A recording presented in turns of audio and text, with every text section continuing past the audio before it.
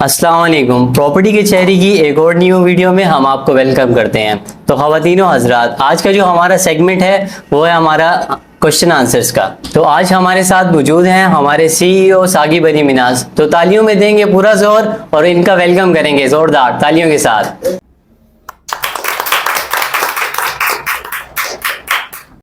Sir आपके welcome पे तो तालियां बज गई, मेरे वेलकम पे क्या बजेगा? यार इन तालियां पहले ही चाहिए ना, पहले इहदे लिए तालियां बजा लियो। कोई मसला नहीं है सर, हम खाने वाले तरबूज के लिए भी तालियां बजवाएंगे। तो ज़ोरदार तालियां खाने वाले तरबूज के लिए। तो तैयब साहब, आपकी बहुत अच्छा वेलकम हो गया, आपने देख लिया होगा। तो अब हम चलते हैं अपने सेगमेंट की तरफ। तो आज के जो हमारा सेगमेंट है वो हम सर से करेंगे सवाल जवाब, प्रॉपर्टी के लिहाज से और भी मज़ेदार, जिससे आपको बहुत सारा नॉलेज होगा प्रॉपर्टी का भी, और बाकी इंटरेस्टिंग क्वेश्चंस जो करेंगे हम सर से उसका भी। बाकी हम चलते हैं अपने सेगमेंट की तरफ। तो पहला सवाल है मेरा सर से। सर अस्सलाम वालेकुम।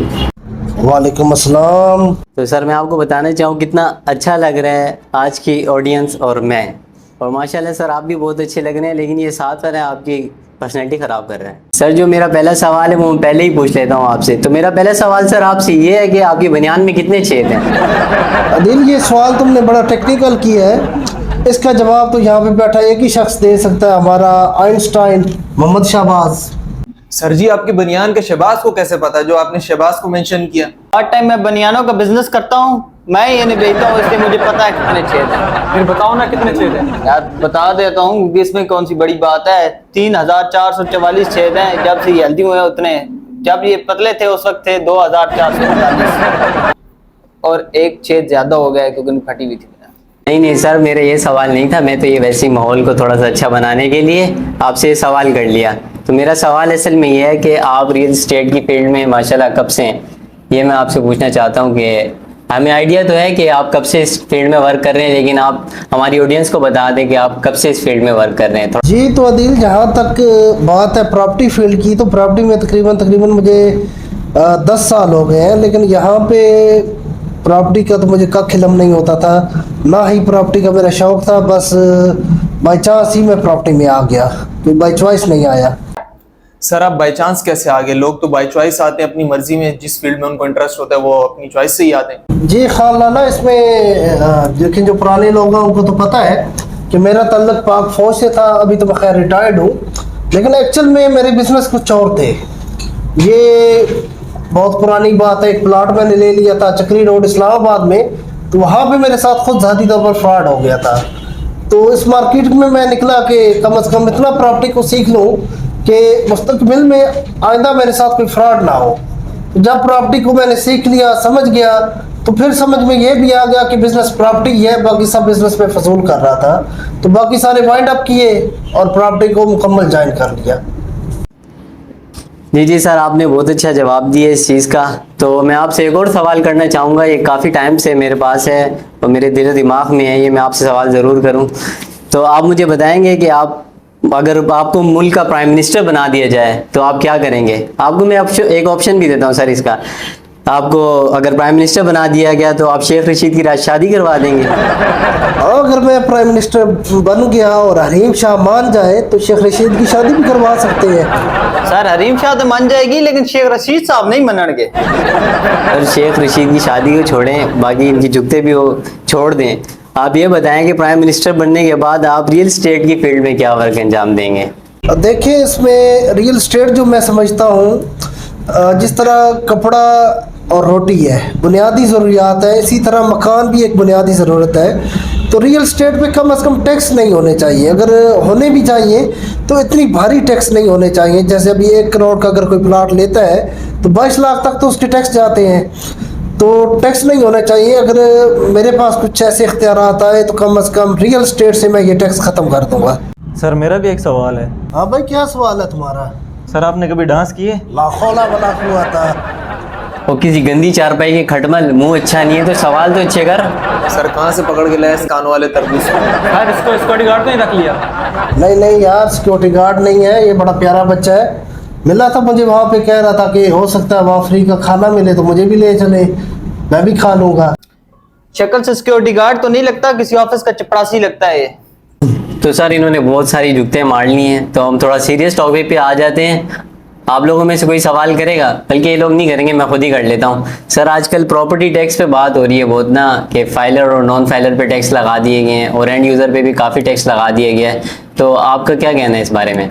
जी अदील, बजट 2023-2024 से पहले एक वीडियो मैंने बनाई थी।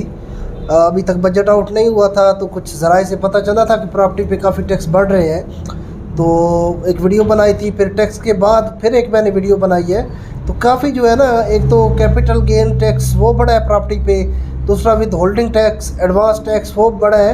शॉर्ट एंड स्मार्ट इसमें यह है कि अगर 1 करोड़ रुपए का प्लाट आपने ख़रीदना है तो कम अज़ कम 30 लाख रुपये आप जायद रखें, जिसमें से 22 लाख तो सिर्फ आपके टैक्सेस जाएंगे। ये जितने मैंने बताए हैं 2-3, ये 22 लाख तक का एक अमाउंट बनता है। मज़ीद एक डिटेल वीडियो मैंने बनाई हुई है, तो आपके व्यूवर से मैं रिक्वेस्ट करता हूँ कि उसको जाके हमारे यूट्यूब चैनल पे देख लें, बल्कि डिस्क्रिप्शन में लिंक भी उसका दे देते हैं।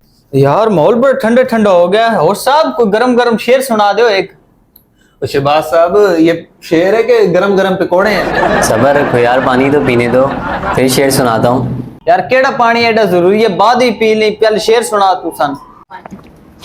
यार पहले ही कंपनी डायरेक्टर मिस मेमूना को डिहाइड्रेशन हो गया, 3 दिन से छुट्टी में, मुझे भी करवाना है। डिहाइड्रेशन नहीं हुई, पिछले हफ्ते दी वो घर दी सफाइयां लगी हुई है साइड डायरेक्टर जी सफाइयाँ भी कर रही है और जाले भी उतार रही है। हो गया, अब शेर सुनो।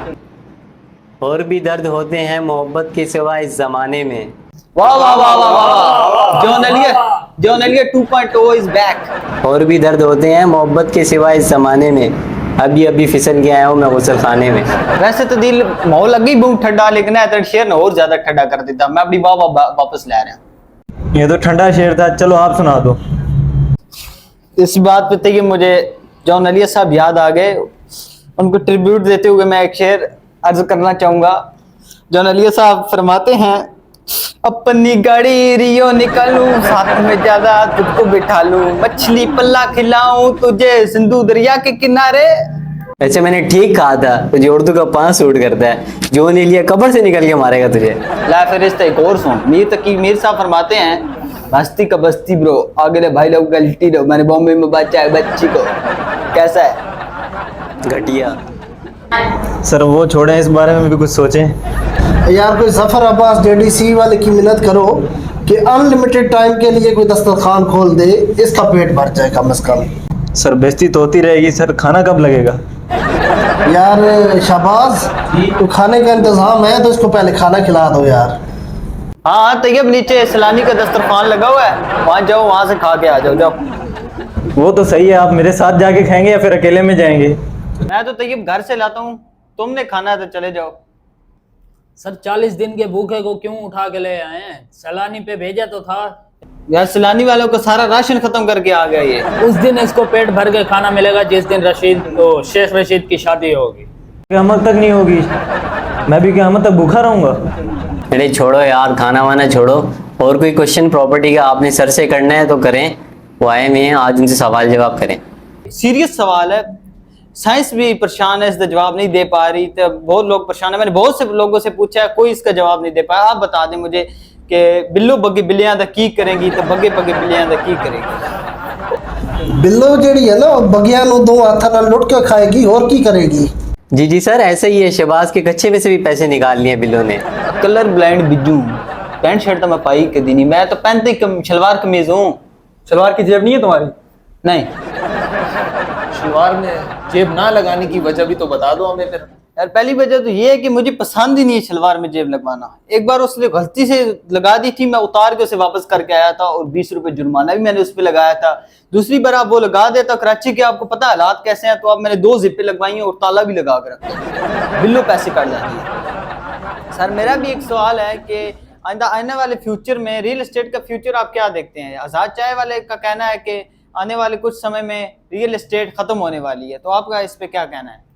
देखिए, जहाँ तक तो आज़ाद चाय वाली की बात है, उसने अपना चूरन बेचना होता है, उसको व्यूवरशिप चाहिए, व्यूज़ बढ़ाने के लिए वो कुछ भी लेफ्ट राइट से उठा के डाल देता है, कोई भी मिर्च मसाला लगा देता है। हालांकि अब मैं आज़ाद चाय वाला क्या बताऊँ, पिछले दिनों भी ऑफिस रेंट पे ढूंढता फिर रहा था कि मिल जाए तो एक ऑफिस मैंने मज़ीद बनाना है। बाकी देखें, जहाँ तक मुस्तकबिल है ना एक फ्यूचर रियल इस्टेट का, तो रियल इस्टेट का फ्यूचर हमेशा ब्राइट है। जैसे रोटी एक बुनियादी ज़रूरत है, इसी तरह रियल इस्टेट एक बुनियादी ज़रूरत है। लेट्स सपोज एक शख्स है, उसके 4 बेटे हैं, ये एक घर में रह रहे हैं, लेकिन जब 12 पोते होंगे तो ये 12 घर चाहिए होंगे रहने के लिए। तब ये 12 और 4 16 17 लोग एक घर में नहीं रहेंगे। आजकल ये माहौल है, अव्वल तो 4 बेटों पे ही 4 घर अलग हो जाते हैं और फिर आगे जो पोते होते हैं उनके लिए अलग घर होते हैं। तो रियल एस्टेट सेक्टर को कंट्रोल करना किसी के बस की बात ही नहीं है। इसका फ्यूचर ब्राइट रहा है, इसका पास्ट भी ब्राइट रहा है और इंशाल्लाह फ्यूचर भी इसके ब्राइट ही है। जी ठीक है सर, आपने बहुत अच्छा सवाल का जवाब दिया। और अब हमारी ऑडियंस में से कोई सवाल करना चाहते हैं सर से? सर मेरा एक सवाल है आपसे। सर सवाल मेरा ये है कि अगर किसी क्लाइंट ने किसी प्रोजेक्ट में प्लॉट ख़रीद लिया और प्लॉट की जो डाउन पेमेंट है वो उसने दे दी और जो उसकी इंस्टॉलमेंट है वो चल रही हो, और उसी दौरान इन केस ऑफ डेथ इबाद साहब आपको 4 कंधों की ज़रूरत पड़ेगी। एक मेरा हाजिर है, 3 आप इनमें से ले लीजिएगा। होस्ट साहब मैं अपनी बात नहीं कर रहा, मैं किसी क्लाइंट की बात कर रहा हूँ, आपने गलत सुना है। सर जो हमारा होस्ट है अपने बालों पे तवज्जो ज्यादा देता है, कंटेंट पे कम देता है। घोड़े जैसे इसके बाल हैं। दिन में 3-3 दफ़ा तो शैम्पू कर रहा होता है बालों को।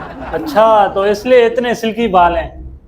सर मैंने अपने मरे हुए क्लाइंट के हवाले से सवाल किया आपसे और ये हमारे होस्ट के बालों पे ले गए सवाल को। सर मेरा सवाल ये था कि अगर किसी क्लाइंट ने प्रोजेक्ट में प्लॉट खरीदा है और प्लॉट की जो इंस्टॉलमेंट है वो चल रही हो और उसने डाउन पेमेंट भी दे दी और उसी दौरान अगर उसकी डेथ हो जाती है तो उसके साथ क्या होगा?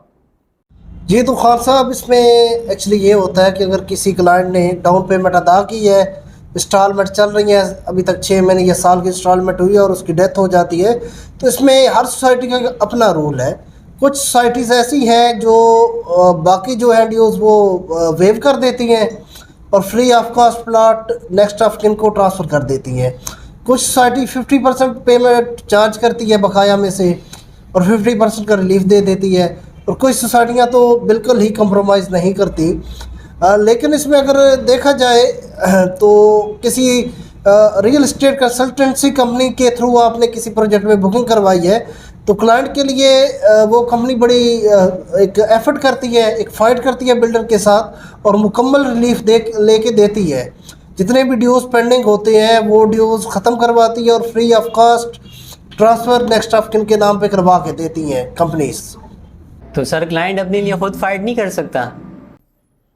अब यार क्लाइंट खुद कैसे आके लड़ सकता है कब्र से निकल के? यार दिमाग से आगे काम लो। तो यार मैं फैमिली की बात कर रहा हूँ।